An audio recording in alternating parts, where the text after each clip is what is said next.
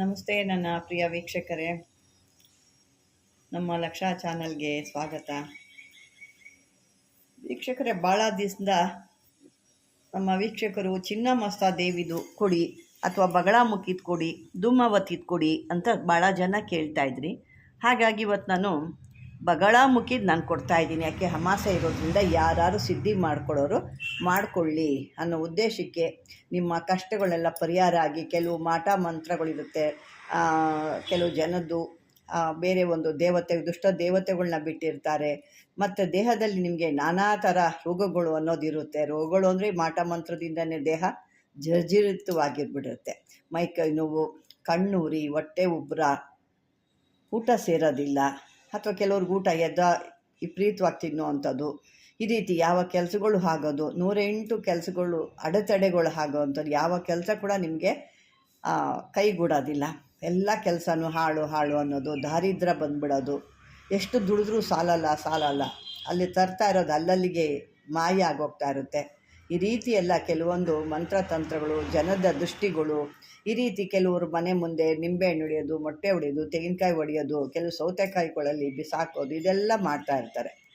ಅವಾಗ ಅವ್ರ ಪಾಪ ಎಷ್ಟು ಯಾತನೆ ಪಡ್ತಾರೆ ಅನ್ನೋದು ಅವರು ಅನುಭವಿಸ್ತವ್ರು ಮಾತ್ರ, ಅನುಭವಿಸಿದವ್ರಿಗೆ ಮಾತ್ರನೇ ಆ ನೋವು ಗೊತ್ತು.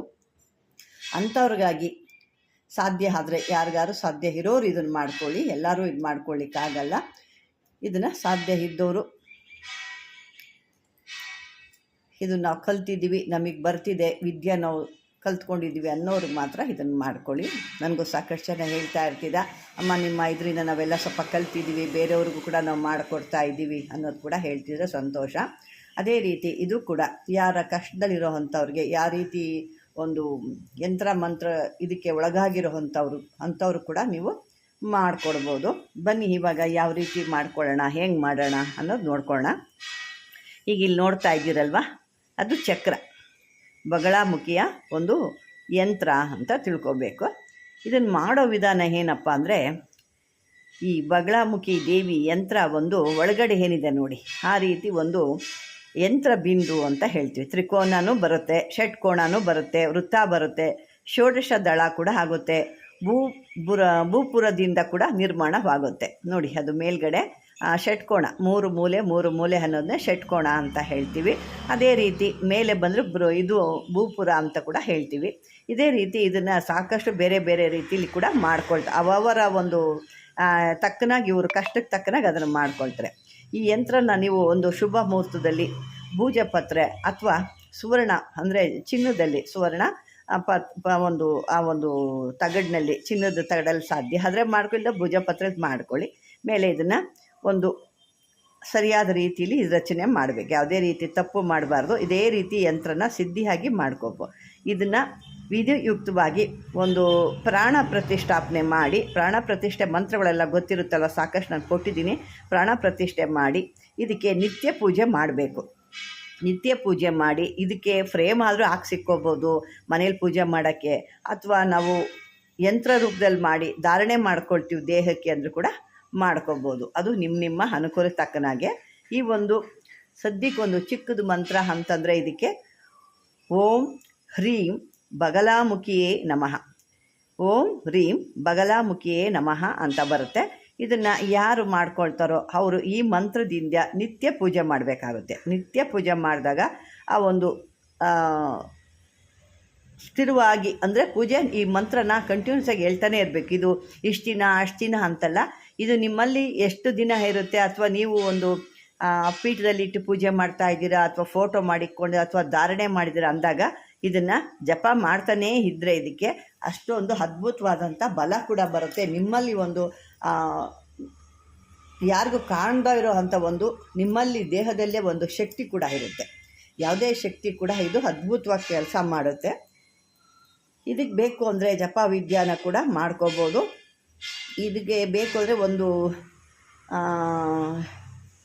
ಅದೆಲ್ಲ ನಿಮಗೆ ಸ್ವಲ್ಪ ಕಷ್ಟ ಆಗುತ್ತೆ, ಅದು ಮಾಮೂಲಿಯಾಗಿ ನೀವು ಇದನ್ನೇ ಹೇಳ್ಕೊಬೋದು. ಶ್ರೀ ಬಗಲಾಮುಖಿ ದೇವತಾ ಹ್ರೀಂ ಬೀಜಂ ಸ್ವಾಹಂ ಶಕ್ತಿ ಹಲ್ ದಿ ಕಿಲಕಂ ಮಮ ಶ್ರೀ ಬಗಲಾಮುಖಿ ಪ್ರೀತ್ಯರ್ಥೆ ಜಪೆ ವಿನಿಯೋಗಂ ಅಂತ ಕೂಡ ಹೇಳ್ಕೊಬೋದು. ಅಷ್ಟಿಲ್ಲ, ಇದು ಕರನ್ಯಾಸ ಋಷ್ಯಾದಿನ್ಯಾಸ ಇದೆಲ್ಲ ಇದೆ. ಕರನ್ಯಾಸ ಕೂಡ ಬರುತ್ತೆ, ಋಷ್ಯಾದಿನ್ಯಾಸ ಬರುತ್ತೆ, ಇವೆಲ್ಲ ಹೇಳ್ಕೊಬೋದು.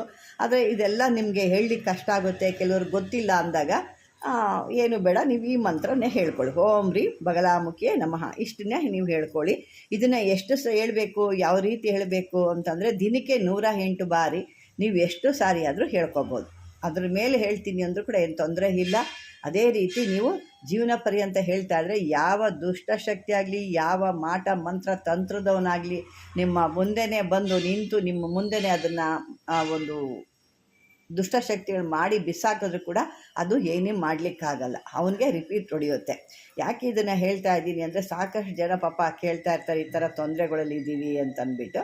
ಹಾಗಾಗಿ ಈ ಒಂದು ವಿಧಾನನ ಯಾಕೆ ಅಮಾಸೆ ಇರೋದ್ರಿಂದ ಈ ಬಗಲಾಮುಖಿ, ಧೂಮಾವತಿ, ಚಿನ್ನಮಸ್ತ ಇವರೆಲ್ಲ ಮಾಡಿದಾಗ ನಿಮಗೆ ಭಾಳ ಒಳ್ಳೆಯದು. ಹಾಗಾಗಿ ಈ ಒಂದು ಇದು ಕೊಡ್ತಾಯಿದ್ದೀನಿ. ಮತ್ತೊಂದು ವೀಕ್ಷಕರೇ, ನಾನು ಮೊದಲೇ ಹೇಳಬೇಕಾಗಿತ್ತು, ನನ್ನ ಕಡೆಯಿಂದ ಯಾರು ದನದ ಯಕ್ಷಿಣಿಗಳನ್ನ ತೊಗೊಂಡಿದ್ದೀರೋ ಅವ್ರಿಗೆಲ್ಲ ಈ ಒಂದು ಶನಿವಾರ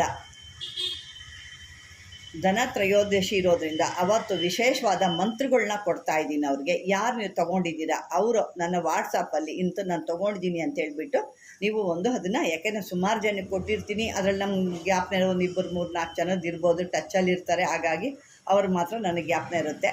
ಇನ್ನೂ ಯಾರ್ಯಾರು ತೊಗೊಂಡಿರ್ತೀರ ಅವ್ರಿಗೆ ಇಂಥ ಇದು ಸುವರ್ಣ ಅವಕಾಶ. ಈ ಸುವರ್ಣ ಅವಕಾಶನ ತಪ್ಪಿಸ್ಕೊಂಡ್ರೆ ಅದಕ್ಕೆ ಯಾರೂ ಹೊಣೆ ಇಲ್ಲ, ನಿಮ್ಮ ದರಿದ್ರ ನಿಮ್ಮನ್ನು ಬಿಟ್ಟು ಹೋಗ್ತಿಲ್ಲ ಅಂತ ನಾನು ತಿಳ್ಕೊಳ್ತೀನಿ ಅಷ್ಟೇ. ನಿಮಗೆ ಇದರ ಅವಶ್ಯಕತೆ ಇದೆ, ನನಗಿದ್ರದ್ದು ಬೇಕಾಗಿತ್ತು ಅನ್ನೋರಿದ್ದು, ಇನ್ನೂ ನನಗೆ ಅದ್ಭುತವಾಗಿ ಕೆಲಸ ಆಗಬೇಕು, ಆ ಮಹಾತಾಯಿ ನನಗೆ ದನದ ಯಕ್ಷಿಣಿ ನನಗೆ ಅಭಿವೃದ್ಧಿ ಆಗಬೇಕು, ನಾನು ಇನ್ನೂ ಬೆಳಿಬೇಕು ಅಂತ ಯಾರು ಇದೆಯೋ, ಅಂದರೆ ನನ್ನ ನಂತರ ತೊಗೊಂಡಿರೋ ಅಂಥವ್ರಿಗೆ ಮಾತ್ರನೇ ಇದು. ಬೇರೆಯವ್ರು ಯಾರ್ಯಾರೋ ವಾಟ್ಸಪ್ಪಲ್ಲಿ ನೀವು ಹಾಕಿದ್ರೆ ನಾನು ಅದಕ್ಕೆ ಗೊತ್ತೇ ಇರುತ್ತೆ, ನನಗೆ ಯಾರು ತೊಗೊಂಡಿದ್ದಾರೆ ಯಾರು ತೊಗೊಂಡಿಲ್ಲ ಅಂತ ಗೊತ್ತಾಗುತ್ತೆ. ಹಾಗಾಗಿ ತೊಗೊಂಡಿರೋರು ಮಾತ್ರ ನನ್ನ ವಾಟ್ಸಪ್ಪಲ್ಲಿ ನಾನು ತೊಗೊಂಡಿದ್ದೀನಿ ಅಂತ ಅಂದ್ಬಿಟ್ಟು ವಾಟ್ಸಪ್ಪಲ್ಲಿ ಒಂದು ಮೆಸೇಜ್ ಹಾಕಿ ಅಷ್ಟೇ. ಅದಕ್ಕೆ ನಾನು ದನ ತ್ರಯೋದಶಿ ದಿವಸ ಯಾವ ರೀತಿ ನಿಮಗೆ ಕೊಡಬೇಕು, ಮತ್ತು ಆ ದನದ ಯಕ್ಷಿಣಿಗೆ ಮತ್ತೆ ಹೇಗೆ ನೀವು ಆ ಪೂಜೆ ಮಾಡಬೇಕು, ಅಲ್ಲಿಂದ ನಿಮ್ಗೆ 21 ದಿವಸದಲ್ಲಿ ಆ ಹಣದ ಹರಿವು ಅನ್ನೋದು ನಿಮಗೆ ಹರಿದು ಬರುತ್ತೆ, ನಿಮಗೆ ಗೊತ್ತಾಗುತ್ತೆ. ಹಣದ ಹರಿವು ಯಾಕೆ ಬರುತ್ತೆ 21 ದಿವಸದಲ್ಲಿ ಅನ್ನೋದು ನಿಮಗೆ ಗೊತ್ತಾಗುತ್ತೆ. ಅದು ನಾಳೆಯಿಂದನೇ ನೀವು ಪ್ರಯತ್ನ ಮಾಡಬೇಕು. ಅಂದರೆ ಅದನ್ನು ನೀವು ಒಂದು 2 ದಿವಸ ಇದ್ದಂಗೆ ಯಾಕೆ ಹೇಳ್ತಾ ಇದ್ದೀನಿ ಅಂದರೆ, ನೀವು ಅದನ್ನು ಸಿದ್ಧಿ ಮಾಡ್ಕೋಬೇಕು. 2 ದಿವಸ ಸಿದ್ಧಿ ಮಾಡ್ಕೊಂಡು ಹೇಳಬೇಕಾದ್ರೆ ನೀವು ಪಟ ಅಂತ ಹೇಳಬೇಕು. ನೀವು ತದ್ದಿಸ್ಕೊಂಡು ಹೇಳಿದಾಗ ಅದು ಆಗಲ್ಲ. ಅದಕ್ಕಾಗಿ ನಾನು 1-2-3 ದಿವಸದ ಮುಂಚೆಗೆ ನಾನು ಹೇಳ್ತಾ ಇದ್ದೀನಿ. ಇವತ್ತು ಯಾರು ನನ್ನ ವೀಡಿಯೋ ನೋಡಿ ಇವತ್ತು ಅಥವಾ ನಾಳೆ 2 ದಿವಸದೊಳಗೆ ನೀವು ನೋಡಿ ನನಗೆ ವಾಟ್ಸಪ್ಪಲ್ಲಿ ನಿಮ್ಮ ಹತ್ರ ನಾನು ಈ ರೀತಿ ತೊಗೊಂಡಿದ್ದೆ ಅಂತ ಏನು ಡೀಟೇಲ್ ಕಳಿಸ್ತೀರೋ ಅದು ಖಂಡಿತ ನಾನು ಅವ್ರಿಗೆ ಇಂಥ ಅವಕಾಶನ ಬಳಸ್ಕೊಳ್ಳಿ ಅಂತ ಹೇಳ್ತೀನಿ. ಒಂದು ಸುವರ್ಣ ಅವಕಾಶ, ನಿಮ್ಮ ದಾರಿದ್ರ್ಯನ ಕಳಿಸೋ ಅಂಥ ಅವಕಾಶ ದೀಪಾವಳಿಲಿ ಬರ್ತಾ ಇರೋದ್ರಿಂದ ಖಂಡಿತ ನನ್ನ ಹತ್ರ ತೊಗೊಂಡಿರೋ ಅಂಥವ್ರು ಯಾರಿದ್ರು ಅವರು ಖಂಡಿತ ಒಂದು ಮೆಸೇಜ್ ಹಾಕಿ ತೊಗೊಂಡಿರೋ ಅಂಥದ್ದು ಅಂತ ಹೇಳ್ತಾ ವೀಕ್ಷಕರೇ, ಈ ಒಂದು ವಿಡಿಯೋ ನಿಮ್ಗೆ ಇಷ್ಟವಾದರೆ ಲೈಕ್ ಮಾಡಿ, ಶೇರ್ ಮಾಡಿ, ಆದಷ್ಟು ಸಬ್ಸ್ಕ್ರೈಬರ್ ಮಾಡ್ಕೊಳ್ಳಿ ಅಂತ ಹೇಳ್ತಾ ಧನ್ಯವಾದಗಳು.